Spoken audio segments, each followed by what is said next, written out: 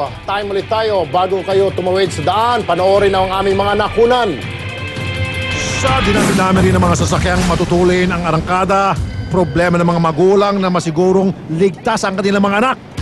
Kaya naman, napatulong kami ng isang malaking step nang mapadaan sa Malabon. Ang Children's Crossing kasi dead end ang ending.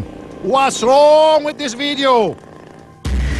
Kung tatawid ka naman sa Loton, sa tapat mismo ng post office, mga pasaway na tsuper, di man lang napansin na ang paradahan nila pedestrian lane na pala! What's wrong with this video? What's wrong? Pagmasdan mabuti ang bidyong ito. Tila walang pakialam sa mundong dalawang mamang ito na abalang-abala sa kanilang paglalaro ng chess. Daanan lang naman ang sasakyan ng kanilang kinalalagyan at hindi nila alintana ang peligrong pwedeng idulot sa kanila nito.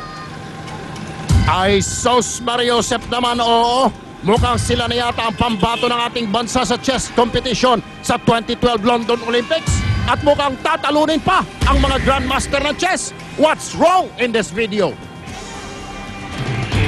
Napilita ang ipatigil ang pila sa clearance section ng NBI kaninang umaga dahil sa bomb threat.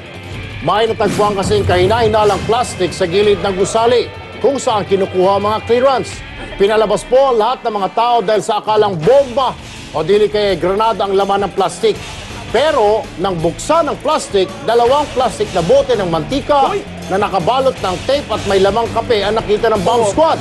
Pero kahit false alarm, posible raw na sinadya ang pananakot dahil sa pagkakabalot ng bote.